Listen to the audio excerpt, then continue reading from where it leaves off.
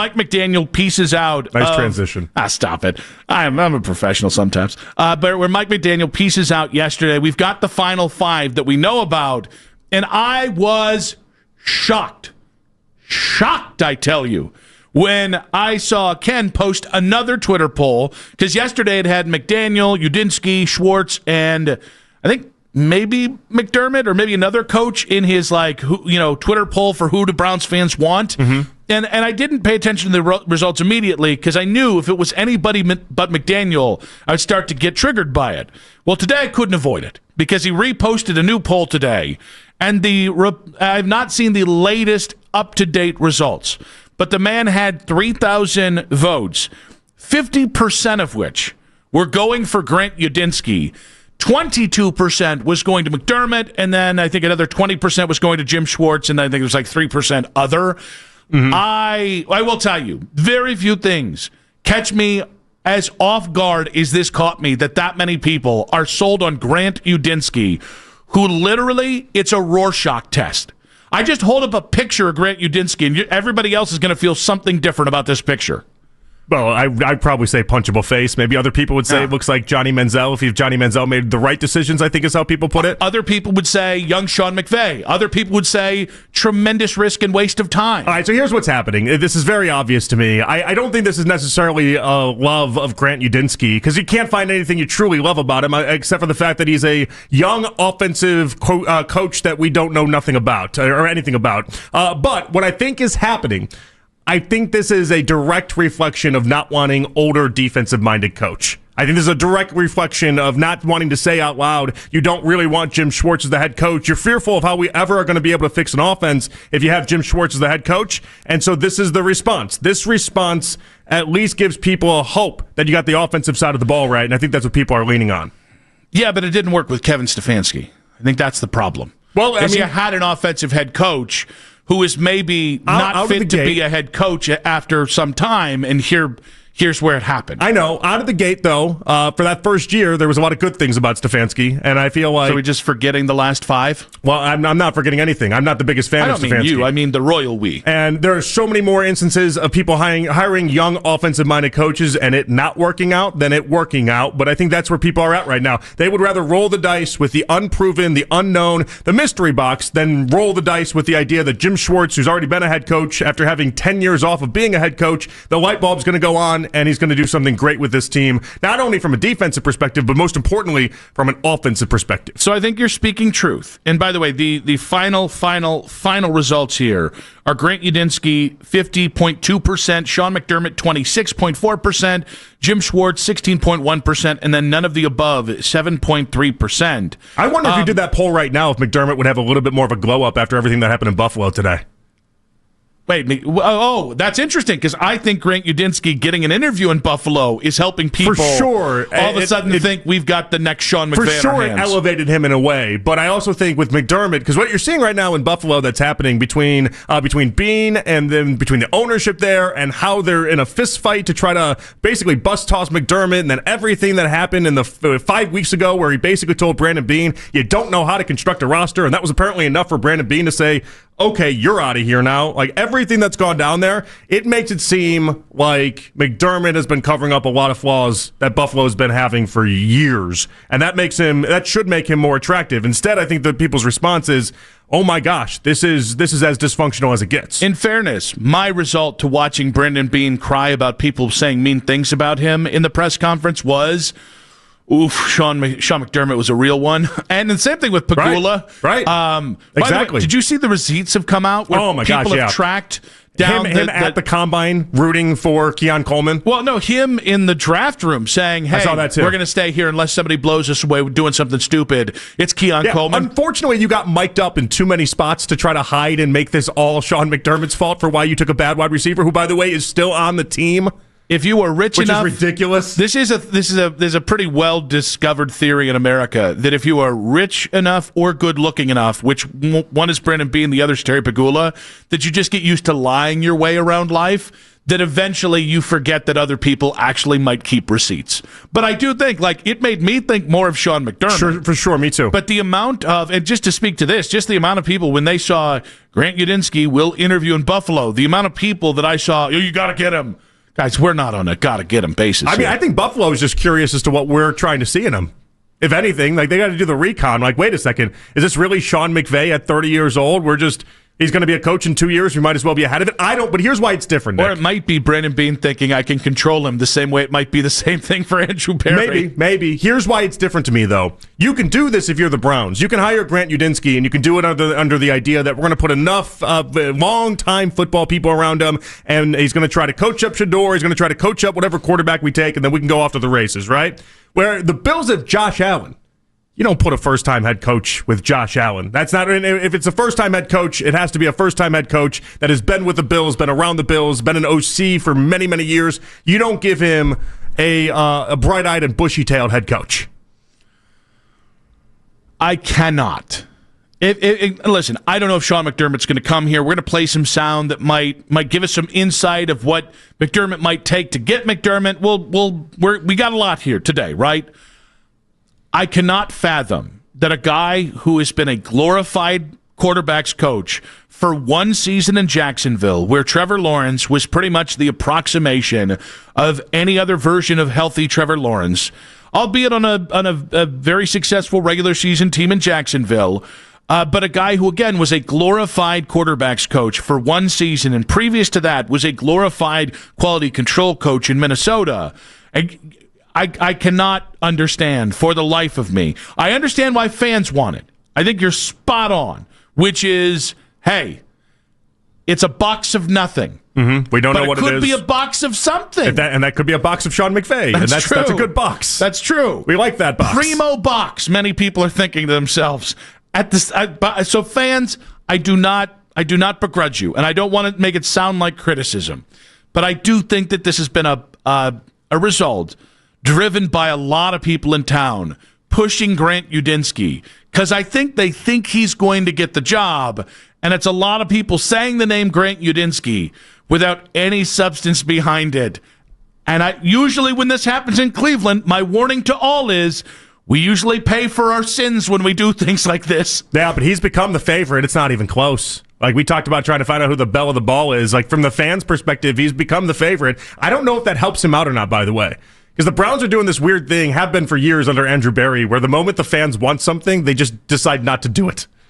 In a weird way, I'm like, I don't know that this helps Grant Udinsky. For instance, I can actually back this up. Browns fans have wanted them to win for 26 years, and the Browns have been like, can't do it. They're like, not in the cards. Best I can do is one playoff win in 26 years. Take it or leave it. Seems like anytime the fans get behind something, that's the moment the Browns just stop getting behind it. Hey, we all like Baker Mayfield. He's a child. We must get rid of him. Okay, can I tell you the other thing about the Udinsky thing? Because I've heard this repeated times. I mean, Udinsky blew the doors off his interview. Yeah. They went over the 3 hours allotted time, right? It was a Zoom call.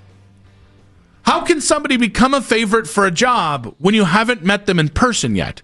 I find this very troubling. Why? What's so troubling? A Zoom is, it's about as real can get. Because it's a 3-hour call.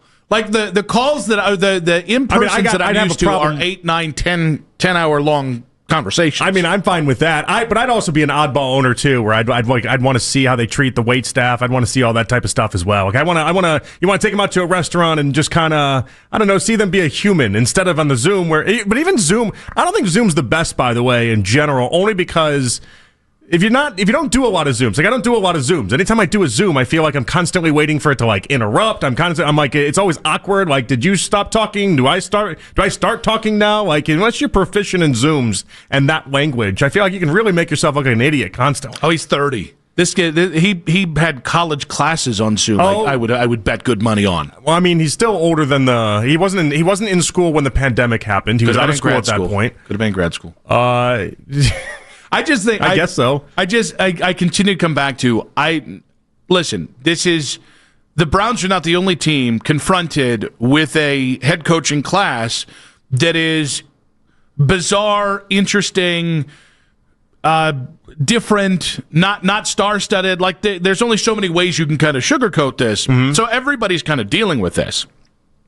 But the Browns' methodology and how they've gotten down to 5, I mean, even from the fact that Mike McDaniel canceling his Zoom today, or sorry, his in-person today, means with Nate Scheelhaus being a Monday interview, you have to find another Rooney Rule candidate. Right. And that Jonathan Jones tweeted out today of CBS Sports, oh, yeah, this could delay the being able to name a head coach. For sure it could. Like, that's just, it's already a wonky search. And with the way it's gone, it feels even wonkier. And maybe that's how a guy like Grant Udinsky rises from. Maybe this was a year where you had a Vrabel and a Ben Johnson and a this, that, and the other. But I mean, don't we kind of have it now? We had Harbaugh. I think McDermott becomes somebody of interest to a lot of teams. Yeah, should be an interest for us. So like, we're just in a really weird space where I'm trying not to overreact because I don't think it's appropriate yet. But I can't tell you I'm not concerned about where this thing's going. Well, with McDaniel out, I don't know that there's a head coach outside of McDermott now that they could name that would leave you satisfied. And really, to some degree, myself included in that as well. We're settling from here. Yeah. I mean, again, McDermott's still on the table. Now you have to shift your focus. You have to try to make that your number one priority. But if it's Udinsky, it doesn't seem like me and you would be that thrilled. I think I would take it much better than you would. But even still, it is what it is. And then with Schwartz, with each passing day, I just become less impressed with the idea of Jim Schwartz. I've never been impressed with the idea of Jim Schwartz in general. I think taking him away from what he does best as being the defensive coordinator to promote him, I think that's just a recipe for bad. But yeah, like we're not in a great spot. As of right now. And I think the whole time I've been pushing people, guys, nothing's changed since Monday. Like, let's let this process play out. As of right now, this feels like you're going to be making another hire in another couple years. And I hate to be in that way. Unless you get McDermott. Again, I think that, and I don't... Like McDermott could be your Matt Campbell in the Penn State sweepstakes, where it seems right at the point when you botched it, all of a sudden you come in there and you save the day. And it's interesting, like, do I think that this group deserves to save the day? I don't know. I'm in a very torn spot here where if the process leads to the right head coach, I think, and you have a good offseason, if you're aggressive this offseason, which you weren't last offseason, do I think you could be in the playoff mix next year? Yeah, I got a burger bet on it already. Yeah. Like, I don't think the Browns are that far away, but I do think botching the O-line or quarterback position or just running a really flawed head coaching search or coming to a flawed result, that I worry that that's the thing that could take them farther away. And it doesn't need to be done. Because fatalist, a year from now, if the Browns are another 5-win team, people will say, oh, it was always meant to be that. No, guys, this is kind of where we decide what this next year looks like and what the year after looks like. This fatalistic thing of the Browns are just bad, that's Browns derangement syndrome talking for all of us. Mm-hmm. It is easy to be jaded and deranged about where this team is, but they have an opportunity here to reset the franchise in a positive way and build off what they have built because they didn't do a full cleanup. Well, and I really do think strong teams understand when they've made a mistake and then they move off of that. Why the Patriots are playing in an AFC title game this year, Nick, is because Gerard Mayo wasn't good at his job and they identified it and said, okay, we got to move off this. I think bad teams get in mistakes where they try to see something through longer than it needs to be. But the reality is that what they've been preaching us the entire time, this doesn't take a million years to figure out. If you make a mistake, you make the mistake, and then you move on, and you clean this thing up as quickly as you can. And so, it's going to be interesting to see how they perceive this head coaching hire if it is, in fact, a complete and utter failure. So here's, again, I don't want to jump the shark on this. I just want to come back to the idea of Udinsky. And we got to get to the idea that Buffalo's going to interview him and how this could end up being a comedically rough situation for Browns fans to have to sit through. Again, I just want to come back to this. I think in looking at how they've done this, I don't think Schwartz or Monken were ever serious. I don't care that they get second-round interviews. I think they're here to be the coordinators, the quote-unquote adults in the room. So if you take those guys off the board, and then you look at a bulk of the guys that they've interviewed, I think they have identified something that they have said to themselves, we have to go out and we have to find the next McVey. And I find that to be incredibly flawed thinking. Now, they could swerve. They could name Jesse Minter the head coach tomorrow, and then all of this proves to be fake. Mm-hmm. I think Jesse Minter might have his pick of jobs, which is not good for the Browns. So Jesse, though, would be more the idea that they want Younger. Yes. So Younger doesn't bug me. Because, again, that's been kind of the backbone of the Steelers. Find me somebody that's a little on the green side, and we're going to mold them into the coach along the way. Because a younger coach thinks way differently than a 60-year-old coach. Yes. That's life in general, but that's also, it works that way with the NFL too. But if let's say Jesse Minter pulls his name from this search. Between that and McDaniel deciding to be the offensive coordinator with the Chargers, it's basically going to confirm to us, hey, these guys know somebody else is getting the job, and they're trying to save face by pulling out of this job prematurely, right? So if it is Udinsky or Shieldhouse, it's going to be tough for me to shake the feeling. You guys said to yourselves, hey, we're going to run a very comprehensive search in effort to find the next McVey. In a year where all of those previous candidates, a la Ben Johnson and over previous years, have been fished out, at which point, like, good organizations can make flawed decisions if they guide this in a specific direction. So I think that's my concern. Is I love when our friends in the analytics side of Cleveland football Twitter go, hey, we're got to remove emotion from this, and this is just going to be all logic. Yes, but if your logic is based on a false premise, like I need to find the next Sean McVey, as opposed to I need to find the next head coach of the Cleveland Browns, you have started with a flawed logic, which can lead you to really the worst possible outcome. So I can't give him any credit yet because it is what it is. But the idea that, like, Dan Pitcher, for instance, didn't get the second interview, but the other guys did, and Dan Pitcher, we had the relationship with Andrew Berry laid out already. Like, they clearly are looking for something beyond just young offensive coordinator. Like, there's something that Shieldhouse, there's something that Udinsky did in these interviews that Dan Pitcher did not. Did they say yes, sir? Maybe. There's got to be something. There is something here. Like, even you joke about it, but, like, there is something there because they were able to say, Dan Pitcher, like, no, sorry, we don't want to do this.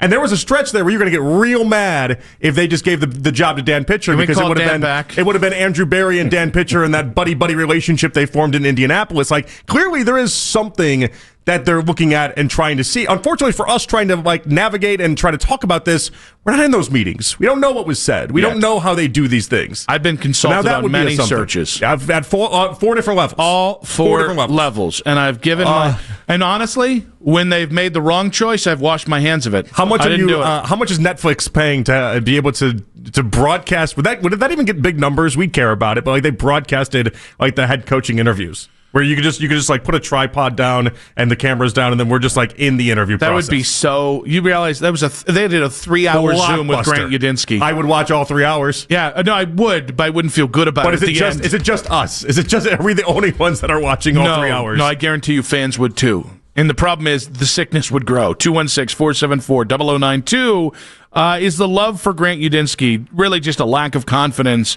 in Jim Schwartz. I do want to play Sal Capaccio, who is on with the Morning Boys today in Around the Coaching Search. I don't know what the hell they're calling it with all the different people here, but got into how the Browns can secure Sean McDermott. Yeah, I don't know if they guarantee anything other than him having a say in the roster build in some capacity. But at the same time, the GM's going to have the final call. So I've always thought Sean, since this all happened, would be a very good fit in Cleveland. Cleveland reminds me of when Sean took over in Buffalo in 2017. They have some quarterback questions. We know that. They haven't been, winning for a while. We know that, just like in Buffalo. And he came in and really established a great culture. And I think he did a great job to kind of steer that ship in the right direction. And then, obviously, you got a great quarterback, and then the rest took off. So I don't think what he's asking for is that much. I think any coach should have a say in the coaching search. I think Kevin Stefanski and his staff had a say in who they went after. I just don't think they had the ultimate say. So I felt like that was very doable, what Sal Capaccio said. Yeah, well, according to Brandon Beane, he was trying to give him all the power in the world, wasn't he? I'm just the bad picks, though. Just the bad ones. Keon Coleman. Oh, my God. Who was the other? AJ Epinesa. By the way, I kind of hope we find out that Brandon Beane just had way more power than Sean McDermott, because if we're going to use some of these things against Brandon Beane, the idea that in 56 draft picks, he's drafted 2 Pro Bowlers, so he's 54 of 56 and not drafting Pro Bowlers. I don't want Sean McDermott to be involved at all then, right? Like, I'd rather this all fell on Brandon Beane. The only I think this is what drives me crazy. Bad organizations go through rough draft spells, and more importantly, good organizations miss on players all the time. Eric DeCosta's missed on more than half the picks they've made in the last 7 years. He just happened to be really right about the one that matters more than anything, which is the quarterback position.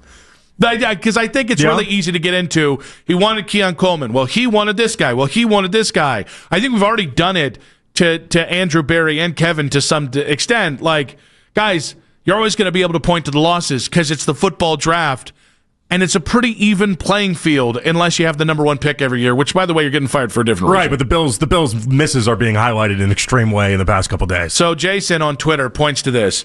Bills are going to steal Udinsky. I'm not if they hire Udinsky. They can't do it. They can't do it. If they hire Udinsky, you're not throwing Udinsky. You're not throwing Udinsky and Josh Allen together. Josh Allen would. I don't care if they do. He would riot before you did that. I don't care if they do. I'm not sweating. I am sweating because it's 80 degrees in here. Still sweating. But I'm not sweating missing out on Grant Udinsky because Buffalo got involved. Guys, if the whole premise of this coaching search was on Grant Udinsky becoming the Browns head coach and any other outcome is flawed, we were bleeped from Jump Street.